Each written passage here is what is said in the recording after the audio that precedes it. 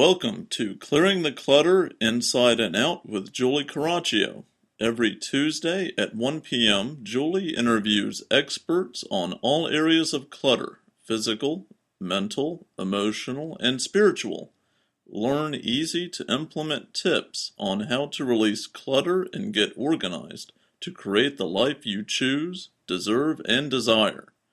An award-winning professional organizer and coach, Julie also shares suggestions to help you live clutter-free for a more joyful and fulfilling life.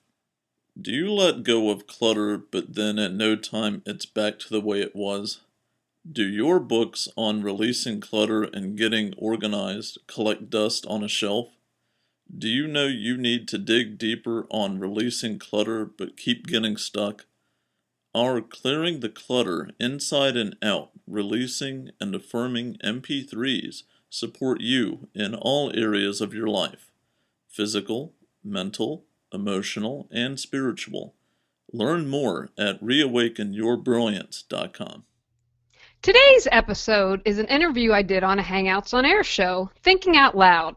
If you haven't checked out Hangouts on Google, I encourage you to do so. It's always fun having the tables turned, as well as interesting to see others take on clutter and what they want to know about. Enjoy! Hey everybody, welcome to this Friday edition of Thinking Out Loud. I don't know why I call it this Friday edition, because we do it all the time on Friday. It is the way to end your week. Mm-hmm. And with me today is my co-host, Katrina Pfannkuch. Hi, Katrina. Hey there, Arizona. How are you today? I'm good. How are you? I'm doing well. I'm pretty happy it's Friday. I'm going on vacation next week, so if I seem a little spacey, just realize that I'm already sort of on vacation in my brain. But Julie has so many good tips. I'm really she's going to be like autopilot on the show. Seriously, guys. She's got a lot of good stuff. Oh, yeah, and the topic. I mean, how perfect is a topic? You know, we're talking about decluttering our lives, and I like to think of decluttering. You have to emotionally declutter. You have to, physically declutter your life. You have to just on every level. You have to think about the clutter that you're allowing to enter your life and realize which things are best to let go. So, Julie Coraccio, I may get that right. You are. It's good. It's all good. You want to say a couple of words before we get going? No, I'm excited to be here. Thank you. I sometimes think out loud and get in trouble, so luckily I'll be able to think out loud today and hopefully not get in trouble. And I'm passionate about helping people clear their clutter, because I believe when we do that, we can share our gifts with the world, and that's the world I want to live in, and we're not there yet. Yeah, I totally agree. Yeah, and I love how for you it's not necessarily just something that you do, it's something that you practice. It's not just your job, this is like a mantra for how you live.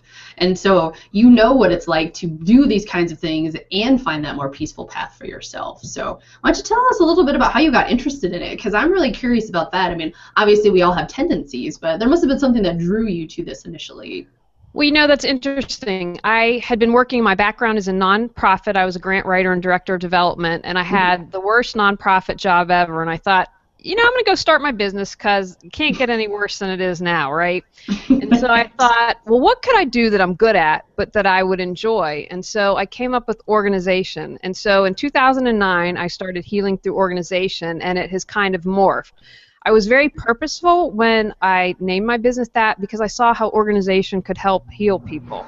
For instance, I had a client who they never ate at the dinner table, and she was a newlywed. So when we cleared the clutter and did that, it helped her relationship. I saw mother-daughter relationships improve. And then in 2011, I started an internet show, Reawaken Your Brilliance, and it's very interesting. I was kind of setting the next stage, because I'd have organizers on there, and I thought, you know what, clutter has more of an impact. When we remove clutter, it's more about the clutter than the organizing. And, people will talk a lot about physical clutter and mental clutter, but I have added, and I'm sure that I'm not saying I'm the only one, but I'm also very passionate about adding the emotional and spiritual clutter because of the journey I've been on, because whatever is going on in the inside is reflected in your outside environment. And I think too often we're unaware, and we can't change what we don't acknowledge or understand or know. And so that's what gets me jazzed to help people, support people in doing that. Oh, that's awesome. And I love how your own inspiration kind of keeps you going, because like you said, if the connection for you is also that healing part, it's really awesome to see those people transform before your eyes, like how their life changes when they can actually tune in and notice the changes that are going on in their environment, because they are multi-layered. You know, it does have an impact on your mind, your body, and your spirit when you make those kinds of transitions. Absolutely. And, yeah.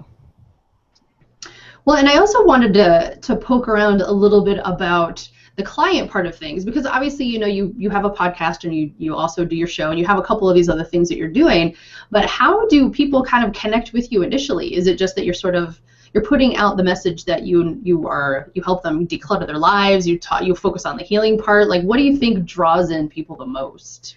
I would say, well, I think it's a combination of things. You know, YouTube, the podcast, my website. I talk about decluttering your life. If you go at the top, it says declutter your life. And so it's very holistic. And ever since I started my business, I've been that way. I would think that the common thread is that people are tired and unhappy. They know clutter is preventing them from living the life that they'd like to, and so they say something has to change. And because I include everything, the inner and the outer, I think they see the connection. It doesn't matter what level, but when they hear that, they're like, yeah, that makes sense. I don't know if I completely understand it, but they understand that and know I need support in moving through this.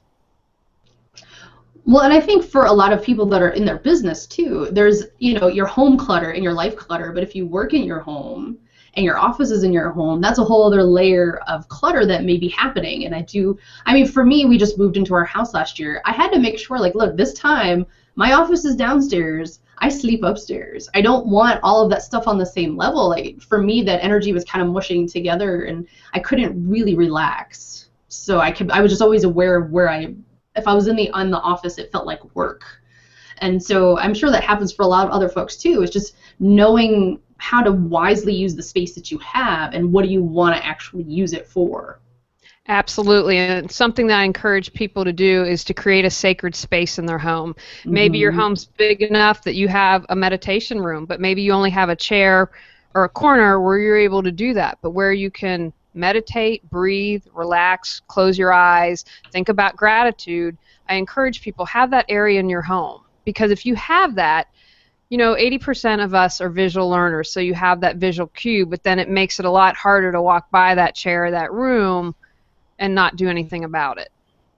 I know, right? I think that's one of the best parts that I have noticed about moving, is that it really does create that space of sanctuary in my bedroom and other areas upstairs in the house, so that it does feel very separate, and then I know that I can relax when I'm up there. And it is really nice also that my office is in the basement, so when it's really hot, I'm very cool. It's very strategic. I'm jealous thinking. of that. I'm very jealous of that. I have the same thing going on because my office is downstairs also, and upstairs I tend to think of it more mental clutter, you know. Gary may be watching TV or, you know, whatever. Down here is kind of my meditation space and my office space. Yeah, it makes a big difference. And, you know, you're working with so many different kinds of clients, right, on a range of things. What would you say are some of the more common challenges, or are there things that are just obvious and we don't know that everyone's struggling with it? We shouldn't feel bad about ourselves because everyone's struggling with it. Oh, you know what? I think we most are. Now, physical clutter, I don't have a lot of. That's not to say I don't, but because I'm so aware of that. And when I especially do an on-site job, that just reminds me I don't want to get more physical clutter, but spiritual clutter is where I will be working on until I fall over and die, because it's just, I always want to be the best woman I can be, but that's, you know, where my biggest challenges are. I would say for physical clutter, a lot of times there are some questions that you can ask yourself. Do you love it? I mean, truly love it. Do you use it? Do you need it?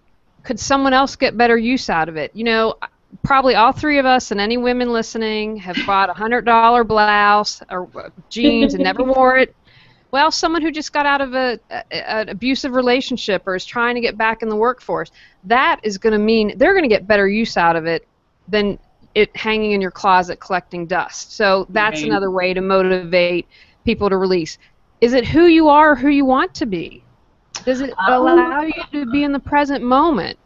Is there an online source for it? How much is it costing you? You think of your home as real estate. Is it costing you to have it there, or are you making money? I mean, I want to share a statistic because I'm kind of nerdy. The average home, and again, you know, there are different statistics out there, but the average home in America has over $7,000 of credit card debt over $10,000 in credit card debt while carrying or having about $7,000 of stuff in the home that's not being used. There's your credit card debt almost eliminated. That's crazy. I know that we're one of the few countries that actually have, if not the only country, who actually has, you know, people buy all this stuff and then they rent a storage building to store all the stuff that they bought. I know. We spend, here, I just did a statistic on this yesterday, America, $22 billion in the storage industry. And we went out, my uncle and his partner in town visiting, and we went out to dinner, and our waitress was from Vietnam, and we ended up having this interesting conversation with her. And she said, oh, my parents are now in the Netherlands. And she said, what are we doing in this country? We work all the time to buy stuff that we don't need, to go to Black Friday, to beat someone up, to bring something home we're going to put and stuff in our closet. And I thought, you know what? She summed it up pretty nicely. Right. Right. Really. And shopping wisely. It's like, use that same mentality when you're going shopping. Will I use this? Do I love this? Like, those same questions are extremely relevant when you're actually purchasing something too, not just getting rid of it. Well, another thing that's helped me when I'm out, because, I mean, you know, women buy outfits all the time, just like you mentioned. But if I buy an outfit in the store, I think, what outfit am I going to get rid of in my closet? Or what shirt am I going to get rid of? Because if I bring a shirt home, something's got to go. Yeah, I like that idea. And plus, like, it helps you sort of manage the clutter as you go. Absolutely. If you bring something in, get something out. And, you know, the other thing, you touch on a great point. I like to talk about your clutter kryptonite. And so you know how Superman, kryptonite, and I fall over. Yeah. Learn what your clutter kryptonite is. I'm just talking for physical clutter for the moment. Now, for me, it's beauty samples. I can lose 10 pounds. Give me a sample. Get rid of the wrinkles. But if I'm not aware and paying attention, I have a drawer full of beauty products that are probably going to go bad. So I know, okay, that's my kryptonite. And I have a plan. I'm going to not go by the beauty counter. I'm going to bring my husband with me. All these different things I can do. And it's the same with leopard print. I love leopard print. You know, I could probably own 5 million things in leopard print, but I'm like, okay, no. You have a pair of shoes. You don't need another pair of leopard print shoes. But because I'm aware of it, then I have a plan in place, and it makes it easier to not have the stuff come in. Yes. Well, and I actually have a very interesting question for you. It just popped into my head. Men and women versus each other in clutter. How do you think that usually plays out? That's a very interesting question because 95% of my clients are women. You know, women are mainly, majority are running the home, taking care of the home, not everyone. So I think that women tend to get more physical clutter, I would say, than men. That's just but you know, and I would also say there's certain areas, like my husband is one of these guys that can do everything. He knows how to lay tile, he knows how to paint, he knows how to redo floors. It's nuts. So he has a lot of tools. Right. But he uses them and takes care of them, and so they aren't clutter. But there are areas that men would tend to be more challenged in and get more clutter. That's how I'd say it. If that's were to give a general statement. Yeah, I would agree with that. You know, my partner Chuck he's a software engineer, but he's also always messed around with computer hardware stuff. So whenever there's an older computer that he's not using, he doesn't throw it away. He's like, I might need parts for that. Right. But yeah, how he chooses to store it wouldn't really be my choice. But it's in his office, so he has the space. He can do what he wants with it. It's just not how I would have my space. But you have to respect your partner's wishes to have their office or their space however they have it. You know, it's a balance. When I work with couples or families, and the thing I say is, I don't consider myself a minimalist. Like, we have a cat, So we have Joey's stuff probably in every room. And a minimalist or someone who is like Martha Stewart, they might see that as clutter and trash. We don't. He's a part of our family. But you have to, if it becomes about nagging and being stressed all the time about clutter, then you've gone a little too far. And so if it's in, your partner's area, again, like I would always check in every 6 months, a year. We do an annual purge. I've done an annual purge before I was ever an organizer, and I'm a firm believer in that. You have to have some leeway because you're going to create emotional clutter if you're always fighting. Yeah, I know. That's why they're like, okay, that's your office. You can put whatever you want in it, and I can't say anything about it because it's not my office. Right. Well, I wanted to interrupt. And Katrina had asked a wonderful question to the Thinkables, our audience, about what the biggest challenge is with clutter and how does it make you feel. And Ron Schneeberger, I would put him up, but all of a sudden my lower third vanished, which means I can't display him.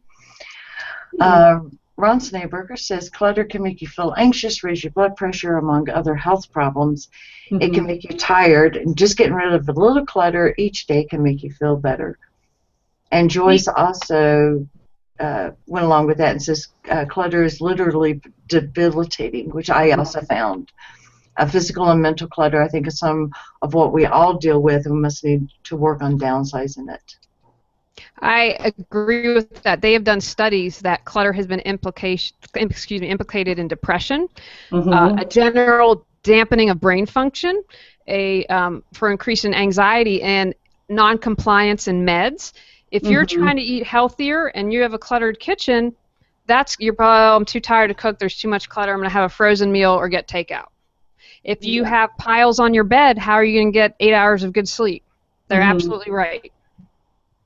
Yes. Well, it's funny. Earlier this year, I got one of those little settees, those little benches that you put at the end of your bed, and that's where all my clothes go. So I'm like, well, I only wore this for 2 hours. I'm just going to put this here. And then by day 4 or 5, it's growing.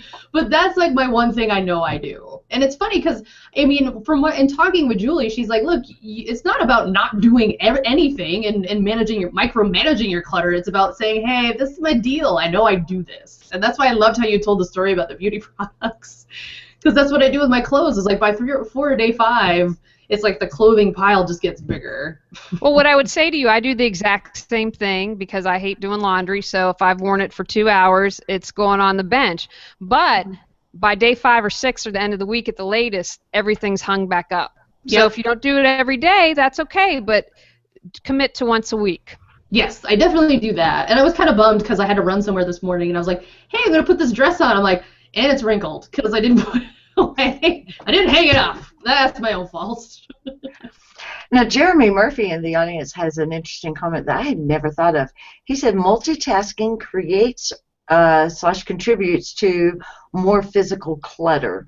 And that's not even getting into the mental clutter. Now, I totally agree that multitasking causes mental clutter, and you can't, be very mindful, but I never thought about it causing physical clutter. I love this hashtag, multitasking madness. Yes. That's an interesting perspective. To be honest, I've never thought about that, and I would love for him to clarify a little bit, because I'm thinking, well, first of all, they've done studies, we don't multitask well, but I'm looking around, I'm sitting here in my office, and I don't know if I'd agree with that. How I operate is I have a notebook with a big list, I have pens and pencils and a drawer. I don't know, so much stuff is done with computer. I don't know, I would love to hear him explain how, and what he's seen or what has happened to him, how it's become physical clutter. All right, Jeremy, you got a shout out. It's time to put it in the stream. But you know what? I think that is what I love about that is that's an awareness for him. If that's how it's affecting him physically, he is aware of it. So then the next step can happen that you can clear it. Well, and that's one of the things that I really loved when we discussed the show last week, was that you allow other people to define clutter. You're not defining it yourself. Because y'all are fine with having your clothes laying around. Personally, that would drive me absolutely bonkers. Because I'm OCD, according to my kids. So. But it's individualized, and that's a Yeah. mistake people read. They'll read a magazine or read a book and say, "This is how I have to do it." No, you don't. You have to fit your personality, your lifestyle. Like I talked about Joey having stuff in every room. Well, that fits us in our lifestyle. That someone else, like you might be like, "Oh my God, cat toys everywhere! I couldn't handle it." It's up to the person. It really is. Well, and I think that people also read that material and then they start judging themselves and they feel bad about where they're at and they can't really understand or figure out how to take that next step towards, okay, well, I know I'm not happy with what I'm doing, but I don't know how to change it, and I kind of feel bad about that. I can imagine that happens quite a bit. Oh, I agree with you, and I just was talking with someone about asking for support because I think we are raised to believe we can do everything on our own. We're the rugged individual, and it's bad to ask for support, and I completely disagree with that. We were laughing. I was having computer issues. I'm not a computer person. That doesn't make me stupid, but I asked for support. So if that's not your area of strength, it's not a weakness to say, hey, you know what, I need some support. And not to judge yourself that, like you said, when you're reading in this book, if I'm going to be clean and not have clutter, then it has to look like this because, yeah, that puts a lot of extra pressure. I see, and she's probably going to come after me someday, but I use Martha Stewart as an example. That is, but I see a lot of people who strive to be like that, and it's not realistic. You don't know that she maybe I think I read somewhere she sleeps 4 hours a night, but she has a staff. That is her life. Most of us have families, have jobs, we're running businesses. I'm trying to cook healthier. That takes time. So it's not realistic. It's kind of like reality TV. It's it's not how the real world works. Right. Well, I mean, and do you think a lot of people sort of do you talk with people about a clutter-free plan? Because I think, like you said, every room is different. Like for me, yeah, I walk into the kitchen and it's super cluttery, then I'm just like, this is I want to just go eat out because I don't want to be in here right now. So when you said that, I could totally relate with that.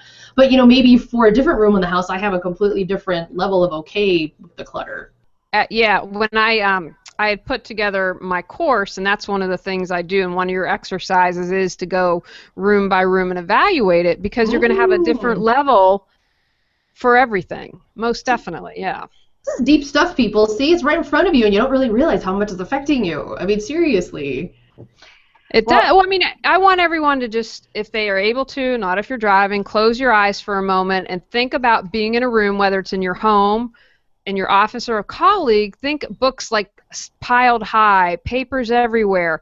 You can feel that. And then think about being in a room where there's no clutter. I'm not saying there's nothing, but everything's stacked neatly. It's in its home. It's in its place. You can literally feel the difference in the energy of rooms. And I'm betting you're going to want to be in the clutter-free room, especially if you're being creative or working or doing something. It makes a huge difference. Yeah. Well, and even with pets, I think pets are a good example of that too. I mean, they can add clutter to your house, and that's okay too. For us, the house we moved into, the bathrooms are a little smaller. And I was like, okay, first things first, we moved into this house. The first thing we did was put a cat door into the garage. So the litter boxes were outside in the garage, and it was life-changing. We just couldn't do that on the other house because we were renting, even though we wanted to. And it's just been so nice because it's just clutter that's out of the way. Yeah, you got to go remember scoop the box, but still, it's a different place, and it feels so much better. It does. I mean, that's one little change that you made, and see how it had a huge impact. Yes. And yeah, I don't need my kitties to be in there hanging out with me while I'm using the bathroom. Right. Exactly. Jeremy Murphy got back on the multitasking. He says multitasking is a strength and a weakness. If you're highly productive as a writer, reader, you're dealing with lots of paper, blog posts, book manuscripts, notes, and how do you organize all this? Use Evernote for writing to keep the paper volume down a bit. When clutter becomes a form of self-expression, we know we've gone too far. Oh, wow, very great. What a tip that I give to a lot of creative people is, do you know how if you're in an office you have one of those mailboxes that has slots for everyone? What I like about those is, so if you're a writer and you're working, I get that. I have 3 different projects right now, but I'm able to put everything related to the project via slot. So it's organized and clutter-free, but all of the projects together, so I don't lose anything. everything, and it's labeled, so I know, okay, this is what this is. So that's just one thing that I found a lot of creative people really enjoy, and it works well for them. Yeah, that is a great idea. Yeah, and I get that, and I've worked, and it's interesting with people who are creative.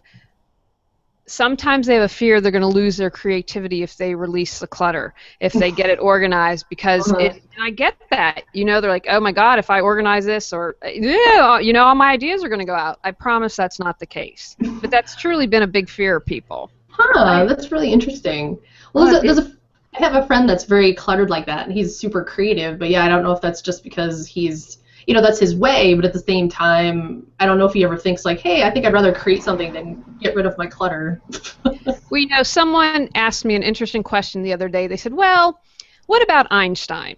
Do you think, and I said, so I thought a moment. I said, well, great question, because he was, if people didn't know, was extremely cluttered and very scatterbrained. And part of me said, well, if it ain't broke, don't fix it. And then my other part went out and said, you know what? How much more could he have accomplished had he had less clutter? I mean, we talk about the general dampening of the brain function, which has been proven.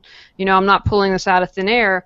And with a brilliant mind like that, how much more could you have done? And I will always argue that it's better. I once worked at my last job at a colleague who, crazy, I don't know how she worked in her office, and she said to me, but I know where everything is. And I said, okay, well, in 20 minutes, when you get me the paper, I'll be in my office waiting for it. So I had to wait 20. Do you know what I mean? But that was her routine. Right. She knew where it was, but it took her 20 minutes to find everything. So I would argue if you can get away with that, I think that's probably a move in the right direction. Yeah, I mean, you have to factor in that finding time. Exactly. Well, and I think that's why I did the whole thing around how clutter is expensive. I mean, it's expensive to your health. That's first. It's expensive to your peace and your joy. But it's expensive in time, and the time that you waste trying to find things or trying to deal with the mental clutter. Oh my gosh, yeah. Yeah.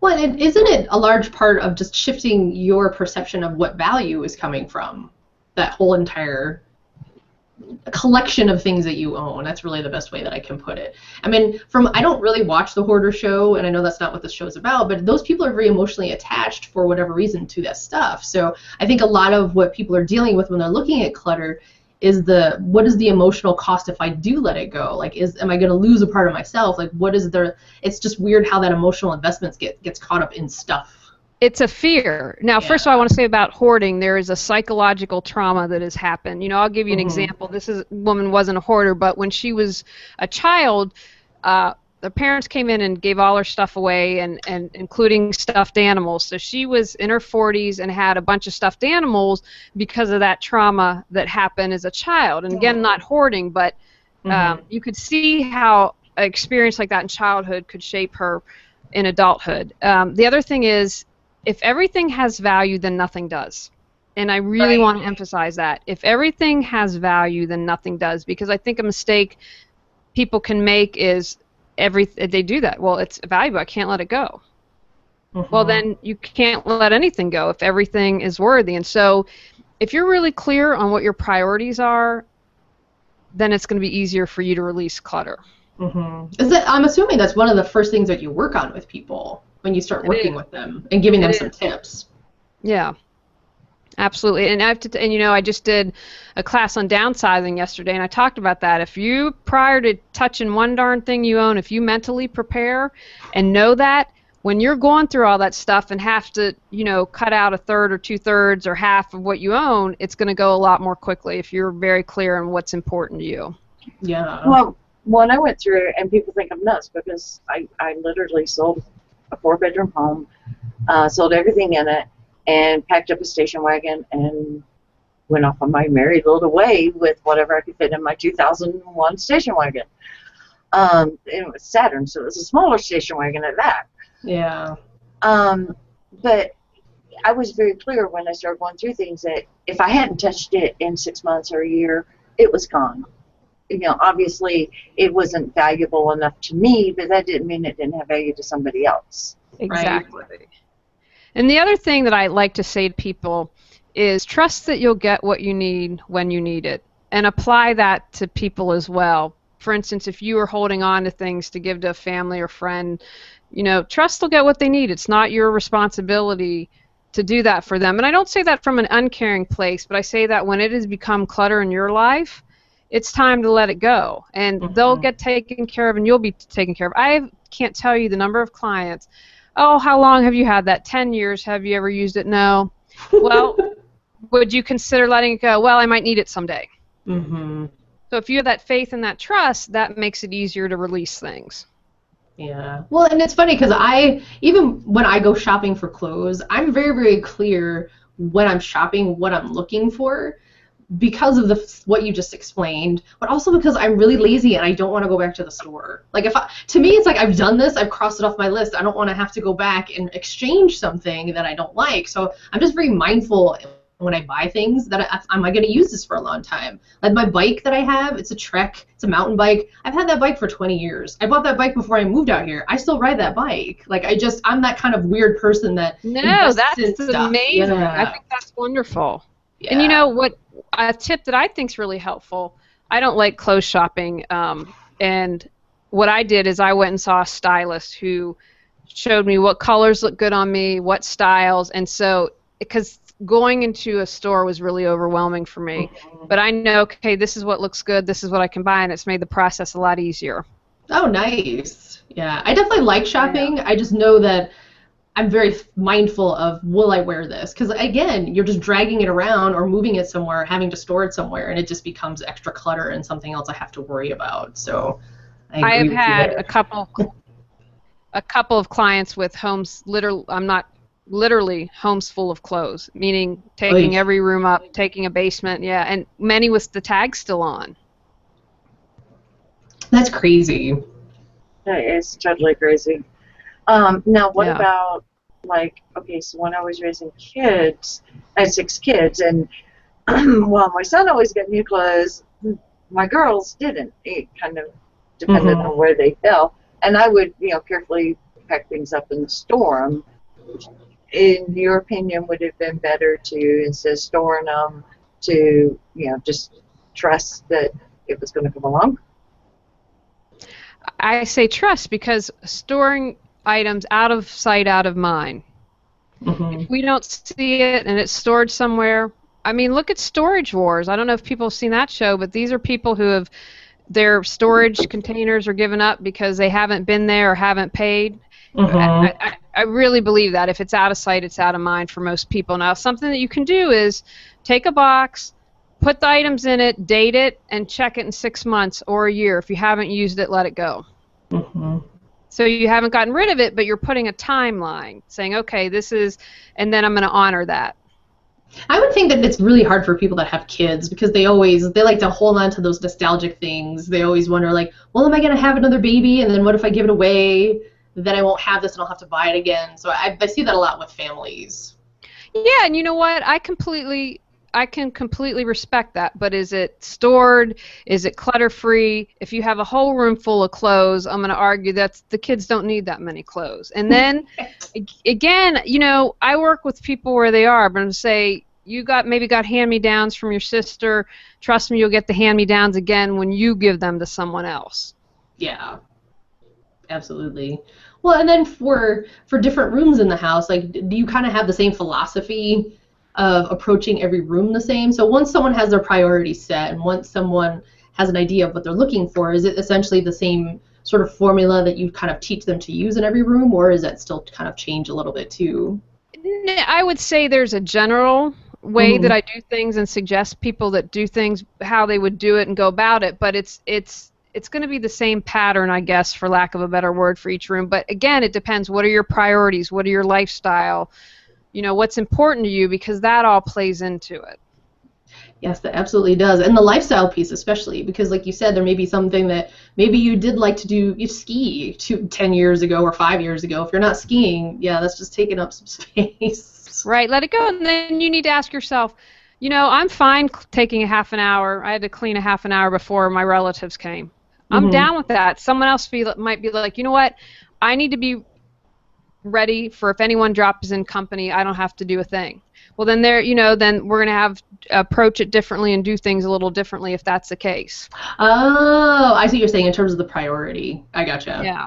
For clients. And that is a good point. I don't like surprise people in my home. I like to know they're coming. It partly is because of the clutter, but it's just as an energetically sensitive person, I don't like people just showing up at my house because I need to get grounded and sort of balance that a little bit. So I'm pretty sure everyone has their own priorities. I'm sure there's other people, other clients you work with that are similar to that too. Oh, absolutely. And I'm the same way. I'm very particular about who I have in my home.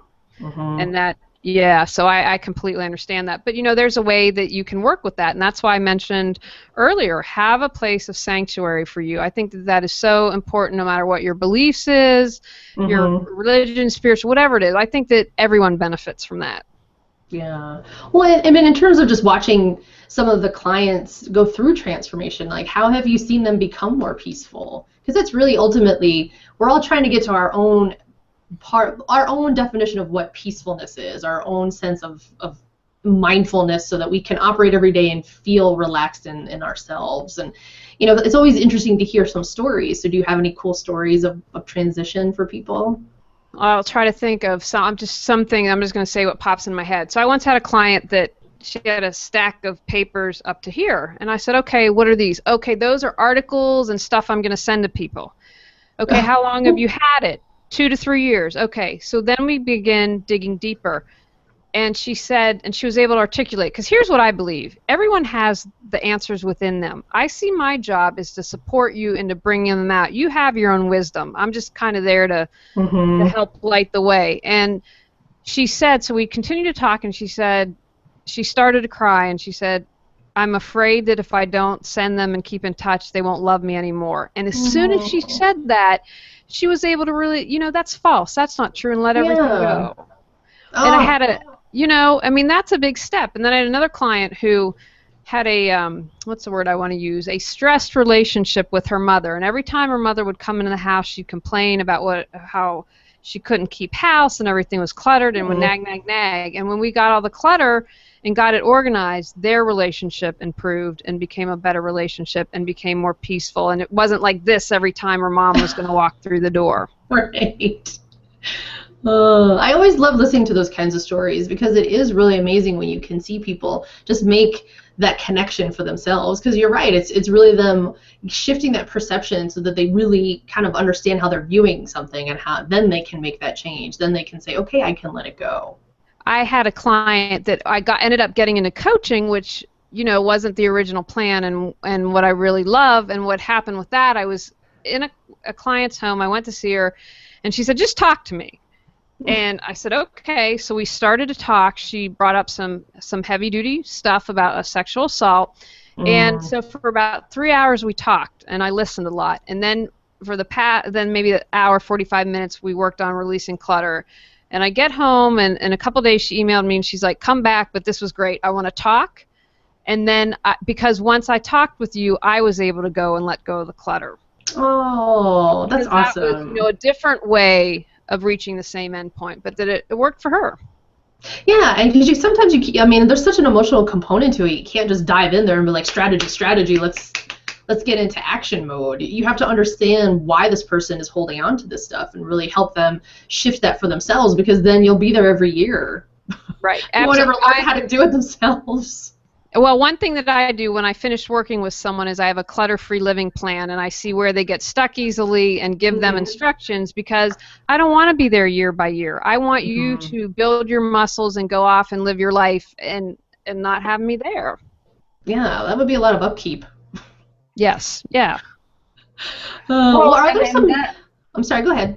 I was just also going to say that demonstrates to me how allowing the emotional clutter to release allows you to declutter, do the physical decluttering. Yeah. Absolutely. Absolutely. It's all in alignment. It is. Yeah. And that's because we can't separate our personal and professional lives, and we can't separate the inner and the outer clutter. Right. Well, and you've been given awesome tips. like the entire show, but are there some specific ones that you can suggest for people that are sort of on the end of like, I want more peace in my life, but I can't quite get there, or if, you know, just regular stumbling blocks for folks, because I know that you can provide some pretty helpful tips for Absolutely. I did a little cheat sheet because I'm getting old.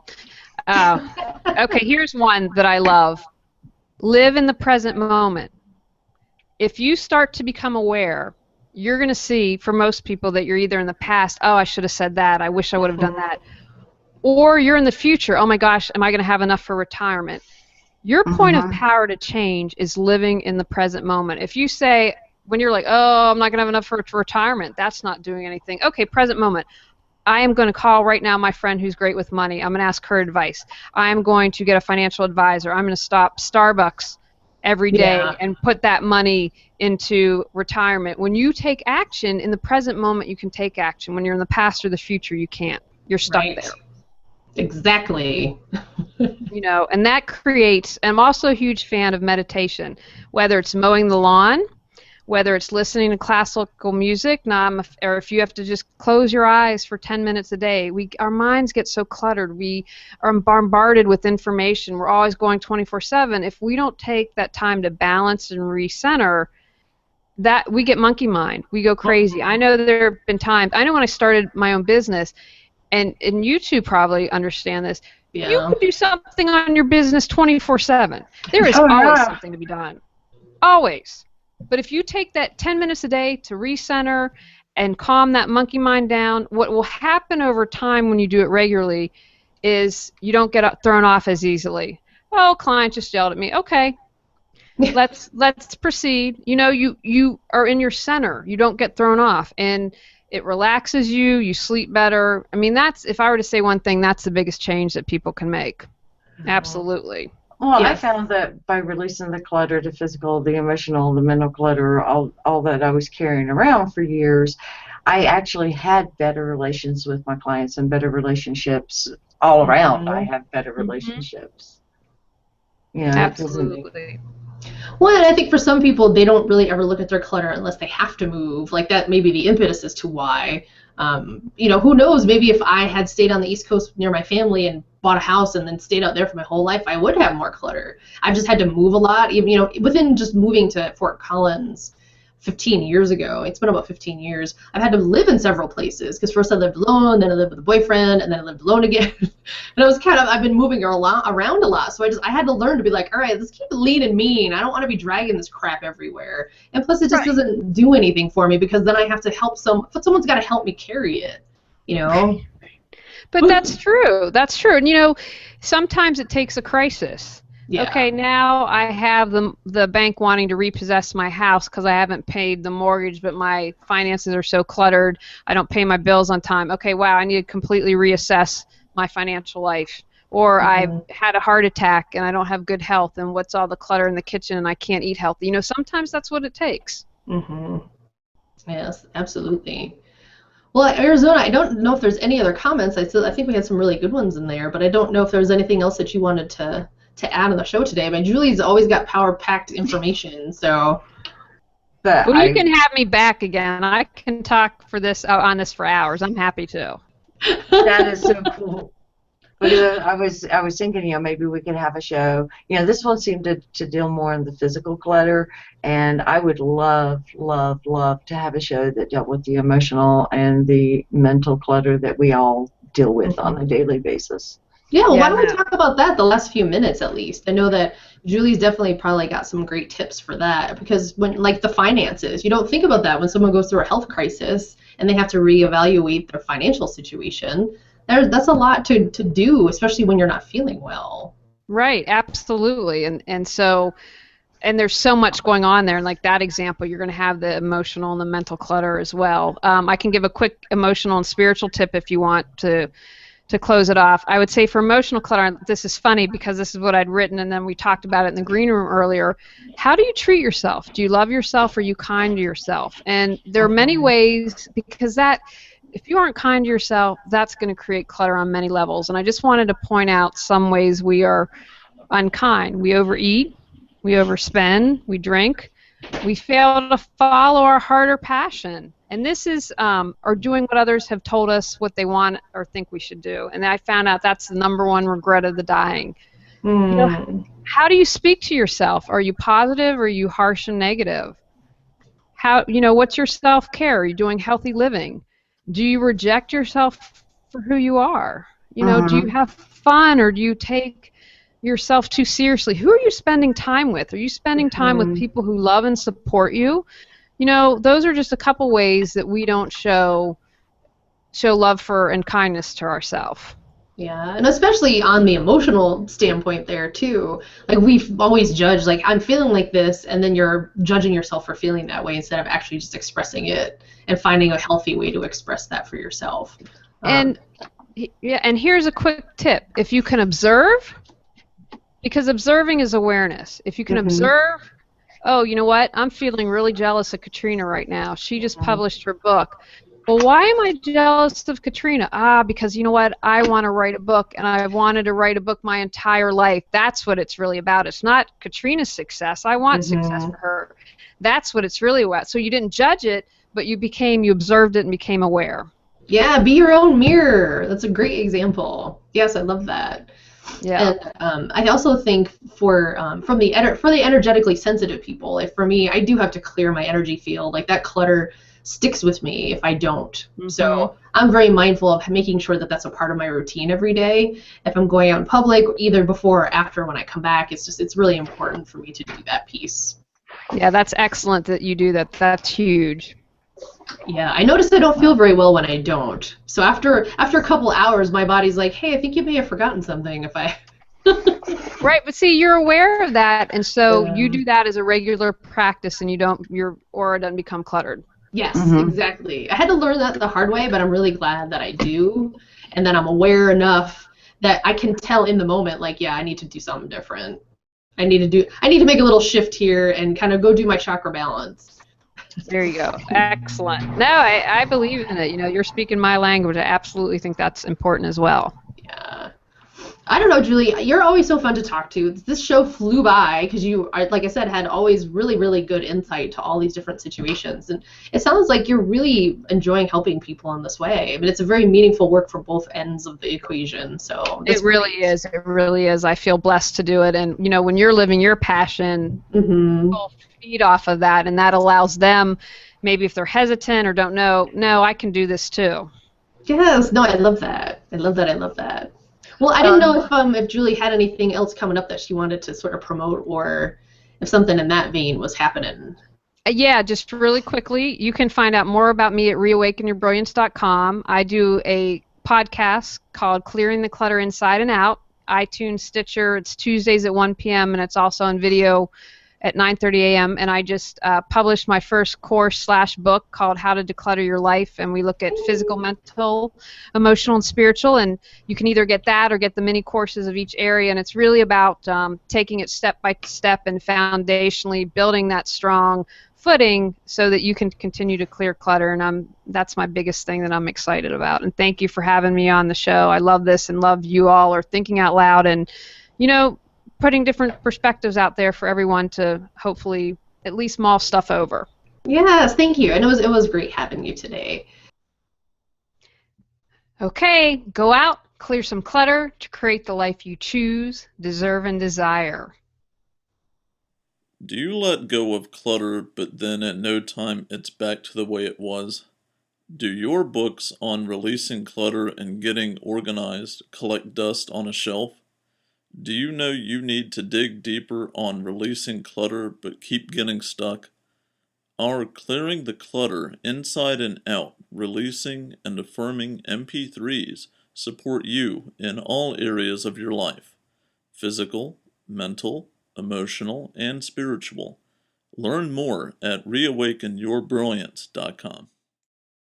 Thanks for tuning in to Clearing the Clutter Inside and Out. Sign up for our newsletter and receive a free copy of 10 clutter-free living tips. Ready to create the life you choose, deserve, and desire? Learn about Julie's coaching, ebooks, online monthly decluttering classes, how to organize your life, office hours, and her unique clutter-free living mastermind at reawakenyourbrilliance.com. You can also watch all episodes on YouTube or download on iTunes and more. Join us next Tuesday at 1 p.m. Remember, the journey of 1,000 miles begins with one step.